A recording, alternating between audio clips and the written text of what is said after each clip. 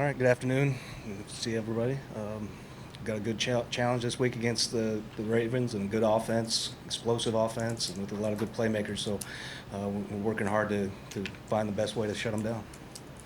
We talked with Andre a lot about the front seven having to deal with this run game. How does it affect the secondary in terms of just making sure he's not going to pull that thing and throw it? Yeah, everybody's got to be involved. Not only just when he pulls it and throws it, when he pulls it and runs it, or he hands it off on a read option, and we need to get the safeties involved or the corners involved in tackling. So it's got to be an all 11 effort as far as stopping this team. How hard is it to prepare for Lamar Jackson? And obviously, in offense, you don't see much. Well, you can't really replicate his speed and his ability. You do the best you can. I think Kellen's given us a good look because he's been in the read option a lot in his career, and we're going to mix some DBs in there to run around and try and simulate some of that speed in practice.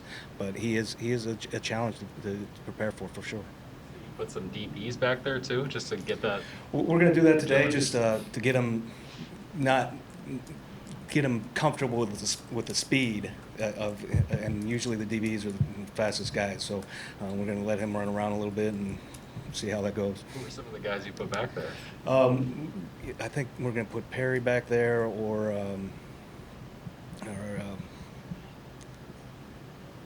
Ty Smith. Yeah, Ty Smith. If Michael Pierce is able to return, how much does he impact the front seven? It's a big body in there that can take up a lot of blocks, and he does a nice job of letting Eric flow free and let Anthony play the way he does.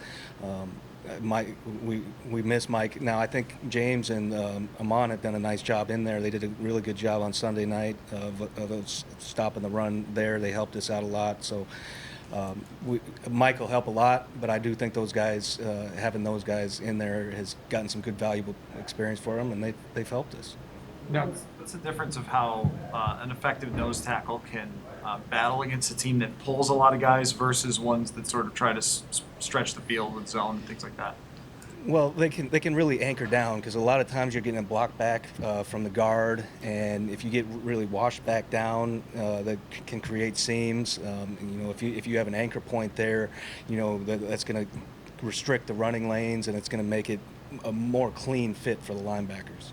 now going against Lamar Jackson with his running ability, would you guys potentially play base defense more than versus situations where you would go to the nickel in other games, or not? Well, we just have to see how the flow goes. They keep a fullback in a lot of the time, so usually you're based to that. But we've also done nickel versus that. I think it depends on how the game's going. If it's a windy day, which I don't think it's going to be, we might be a little more run conscious or things like that. So you got to take all those things into account when you play a game like this. How are you feeling right now, just with Bashad Breeland and Cameron Dantzler, and just coming off that Dallas game? Well, we're working with those guys.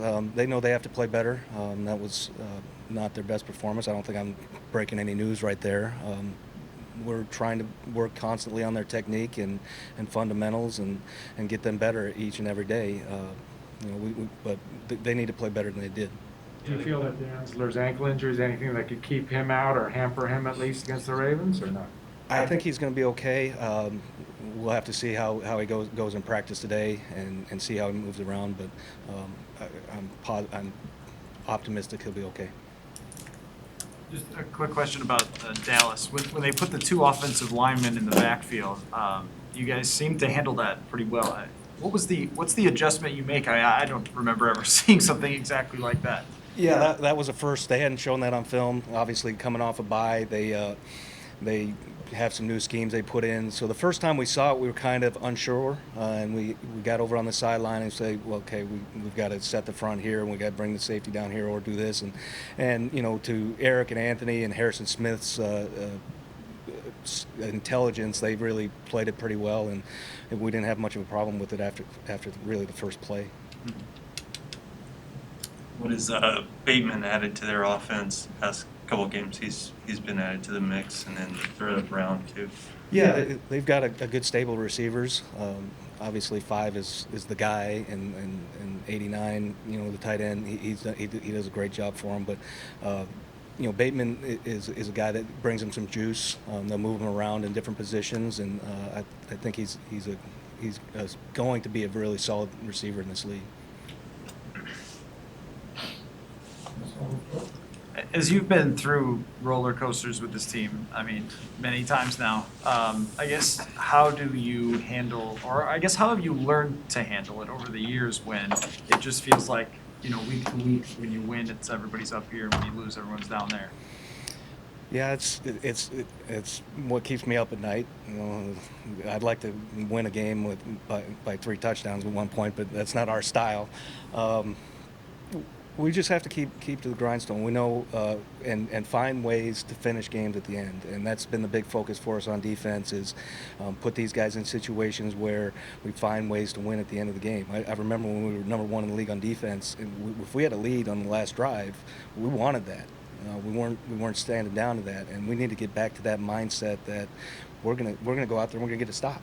And I think if we play with that confidence and play with the technique and play with the mindset that we're going to get a stop, I think we're going to stop people in those situations. But we've got to get back to that, and that's the big emphasis this week for us. There's been talk potentially of some of the team captains maybe speaking up a little bit more this week after a tough defeat. How much do captains help when they can maybe talk?